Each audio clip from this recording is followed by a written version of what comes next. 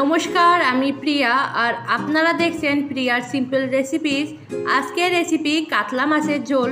চলুন তাহলে দেরি না করে দেখে নেওয়া যাক আজকের রেসিপি। এখানে আমি আধা কেজি কাতলা মাছ ভালোভাবে পরিষ্কার করে ধুয়ে নিয়েছি। এবার মাছটা ম্যারিনেট করে নেব। তার জন্য দিয়ে দিয়েছি হাফ চামচ লবণ, দিয়ে দিয়েছি হাফ চামচ হলুদ গুঁড়ো। লবণ আর হলুদটা ভালোভাবে মাছের সাথে মাখিয়ে নেব।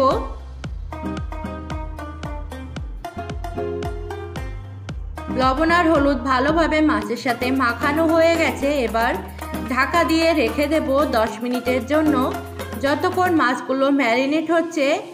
এইদিকে ভাজা মশলা বানিয়ে নেব। ভাজা মশলা বানানোর জন্য নিয়ে নিয়েছি সামান্য গোটা জিরে, সামান্য গোটা ধনিয়া, 2টা এলাচ সিলকা ফেলে দিয়েছি, 3টা লবঙ্গ আর ছোট এক টুকরো দারচিনি। মশলাগুলো লো ফ্লেমে 2 মিনিট ভেজে নেব। মশলাগুলো একটু কালো করেই ভাজবো, তাতে করে গ্রেভিতে মশলার ফ্লেভার খুব ভালো আসবে। মশলাগুলো ভাজা হয়ে গেছে। এবার নামিয়ে মশলাগুলো ঠান্ডা হয়ে গেলে পেস্ট করে নেব। কড়াইয়ে দিয়ে দেব পরিমাণ মতো সরষের তেল। তেল ভালোভাবে গরম হয়ে গেছে। এবার ম্যারিনেট করে রাখা মাছগুলো দিয়ে দেব। একসাথে বেশি মাছ দেবেন না, তাতে করে কিন্তু মাছ একটার সাথে একটা লেগে যাওয়ার সম্ভাবনা থাকে। একটা একটা করে মাছ দেবেন, তাতে করে কিন্তু মাছগুলো একটার সাথে আরেকটা লেগে যাবে না। মাছ ভাজার সময় অবশ্যই গ্যাসের ফ্লেম হাই রেখে মাছ ভাজবেন, তাতে করে কিন্তু মাছগুলো ভেঙে যাওয়ার সম্ভাবনা কম থাকে। মাছ ভালোভাবে ভাজা হয়ে গেছে। এবার নামিয়ে নেব।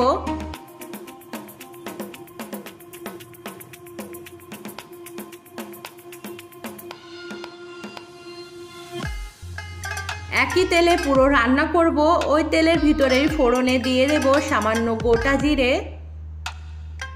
জিরেটা একটু ভাজা হয়ে গেলে দিয়ে দেব হাফ চামচ আদা বাটা, দিয়ে দেব হাফ চামচ জিরে বাটা, দিয়ে দেব হাফ চামচ লাল লঙ্কা বাটা। আমি এখানে লাল লঙ্কা ব্যবহার করেছি, আপনারা চাইলে কাঁচা লঙ্কা ব্যবহার করতে পারেন। কালারের জন্য দিয়ে দেব হাফ চামচ হলুদ গুঁড়ো, দিয়ে দেব স্বাদ অনুযায়ী লবণ। মশলাগুলো লো ফ্লেমে 2 মিনিট কষিয়ে নেব।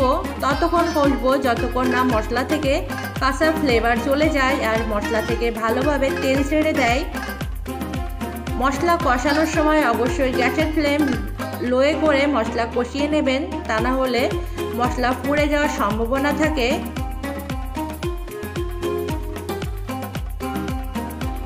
মশলা ভালোভাবে কষানো হয়ে গেছে। এবার দিয়ে দেব একটা বড় সাইজের টমেটো কুচি।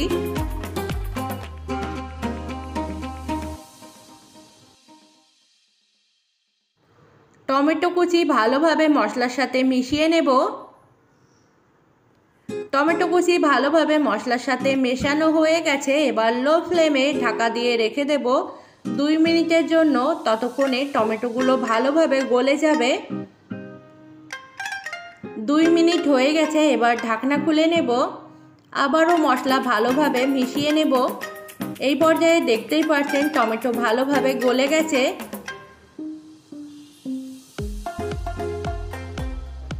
মশলা ভালোভাবে কষানো হয়ে গেছে। এবার দিয়ে দেব গ্রেভির জন্য 1.5 কাপ জল।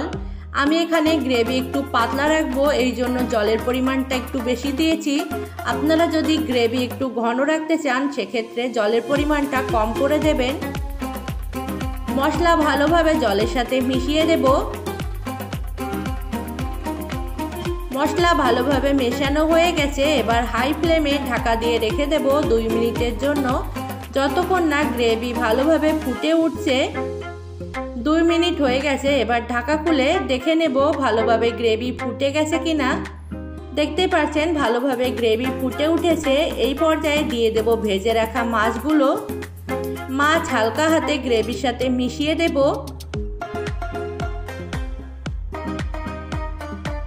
মাছ ভালোভাবে মেশানো হয়ে গেছে। এবার হাই ফ্লেমে ঢাকা দিয়ে রেখে দেব 7-8 মিনিটের জন্য।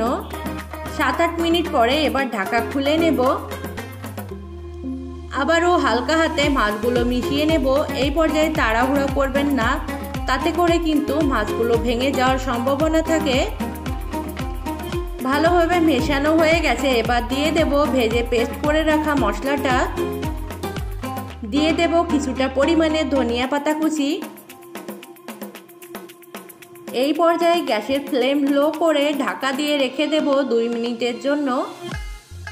2 মিনিট হয়ে গেছে, এবার ঢাকা খুলে গ্যাসের ফ্লেম অফ করে দেব। তৈরি হয়ে গেছে দারুণ স্বাদের কাতলা মাছের ঝোল। আশা করি আপনারাও যদি বাড়িতে এইভাবে কাতলা মাছের ঝোল ট্রাই করেন আপনাদের কাছেও ভালো লাগবে। আজ এই পর্যন্তই, দেখা হবে আবার কোনো নতুন রেসিপির সাথে। ততদিন ভালো থাকবেন।